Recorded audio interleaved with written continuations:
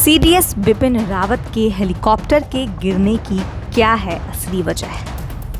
आखिर सेना के हेलीकॉप्टर खराब होकर बार बार क्यों गिर रहे हैं?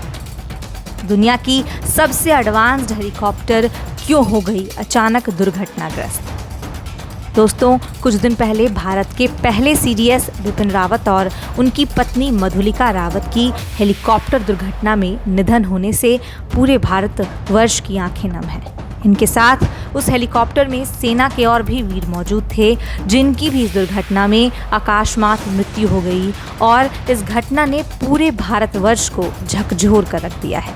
एक ही सवाल जो आज प्रत्येक भारतवासी के मन में है कि आखिर सेना के हेलीकॉप्टर लगातार क्यों दुर्घटनाग्रस्त हो रहे हैं?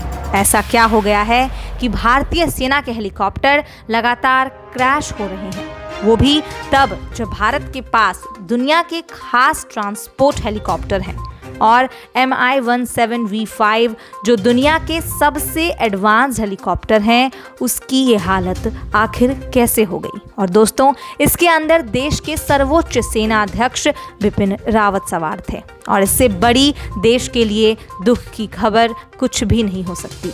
तमिलनाडु के कुन्नूर के पास कंडोरी गांव नीलगिरी में यह हादसा हुआ।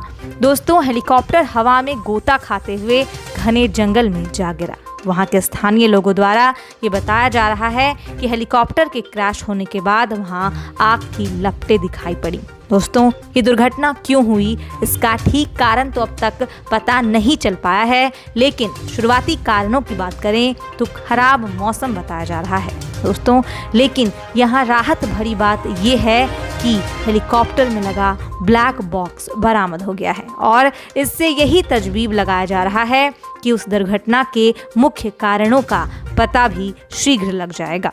दोस्तों, देश के पहले सीडीएस जनरल बिपिन रावत और उन सारे वीर जवानों के निधन ने पूरे देश को झकझोर दिया है। दोस्तों, आपको बता दें कि जनरल बिपिन रावत जिस हेलीकॉप्टर में सवार थे, वो कोई पुरानी पीढ़ी का हेलीकॉप्टर नहीं है। आज की तारीख में दुनिया के 60 देश इस सीरीज के 12,000 से अधिक हेलीकॉप्टर उपयोग कर रहे हैं।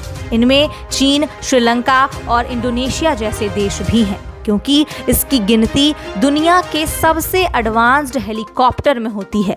और दोस्तों, आपको हम ये बताना चाहते हैं कि अधिकतम 250 किलोमीटर प्रति घंटा की रफ्तार से उड़ने वाला ये हेलीकॉप्टर मुश्किल परिस्थितियों और खराब मौसम में भी ऑपरेट कर सकता है। इसे लैंडिंग के लिए हेलीपैड की जरूरत नहीं होती। ये उबड़ खाबड़ जगहों पर आसानी से उतर सकता है और वहाँ मदद भी पहुँचा सकता है। इसका इस्तेमाल ट्रांसपोर्टेशन, रेस्क्यू ऑपरेशन, तलाशी अभियान और वीवीआईपी आवागमन के लिए किया जाता है और इसमें एक बार में 3 क्रू मेंबर्स के अलावा 36 लोग बैठ सकते हैं।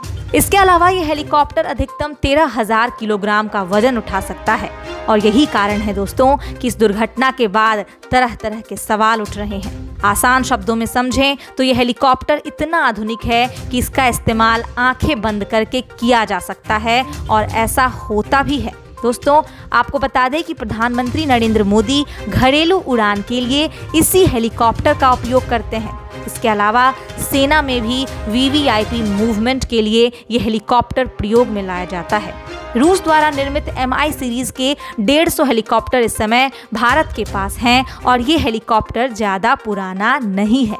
भारत को 2011 से 2018 के बाद ये सारे हेलीकॉप्टर्स मिले हैं। लेकिन सोचिए, ये कितने बड़े अपमान का विषय है कि भारत के इतिहास के पहले सीडीएस की उनके ही हेलीकॉप्टर में मृत्यु हो जाती है। और दोस्तों, ये सच में सोचने वाली बात है। दोस्तों, आइए आपको हम बताते हैं कि भारतीय सेना में विमान क्रैश की इतनी अधिक घटनाएं क्यों होती हैं। दोस्तों, वर्ष 1948 से 2021 के बीच यानी पिछले 73 वर्षों में सेना के 1751 एयरक्राफ्ट और हेलीकॉप्टर क्रैश हो चुके हैं। यानी इस हिसाब से हर वर्ष औसतन 24 और हर महीने सेना के 2 विमान दुर्घटनाग्रस्त हो जाते हैं।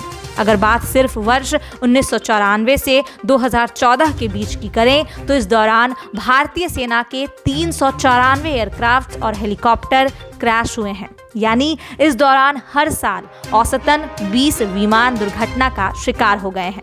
देश के पहले सीडीएस जनरल बिपिन रावत की बुधवार को एक हेलीकॉप्टर दुर्घटना में मौत हो गई है। जनरल रावत जिस हेलीकॉप्टर में सवार थे वो दुनिया के बेहतरीन सैन्य हेलीकॉप्टर्स में से एक है। ऐसे में हेलीकॉप्टर के क्रैश होने को लेकर कई सवाल भी उठ रहे हैं। वायुसेना ने इस हादसे की जांच के आदेश भी दिए हैं। वहीं डिफेंस एक्सपर्ट क्रैश होने के कई कारण बता रहे हैं। दोस्तों, सीडीएस बिपिन रावत मध्य प्रदेश के शहडोल में एक सैनिक स्कूल भी खोलना चाहते थे। उनके साले यशवर्धन ने ये जानकारी उनके निधन के बाद मीडिया से बात करते हुए दी। साथ ही यशवर्धन सिंह ने मांग की है कि इस हादसे की जांच होनी चाहिए। उन्होंने कहा, हमने अपने जीजा साहब और बहन को खो दिया है, इसकी जांच होनी चाहिए। वहीं defence expert major general SP Sinha ने टाइम्स नाउ से बात करते हुए कहा कि हेलीकॉप्टर क्रैश होने के 8 संभावित कारण हैं। उन्होंने कहा कि pre flight checkup, pilot error, technical failure, navigation error, visibility कम होना, क्लाउड इफेक्ट और वायर एंगल जैसे कारण इस क्रैश के लिए जिम्मेदार हो सकते हैं। इसके साथ ही एक्स्ट्रा फ्यूल भी क्रैश का कारण बन सकता है।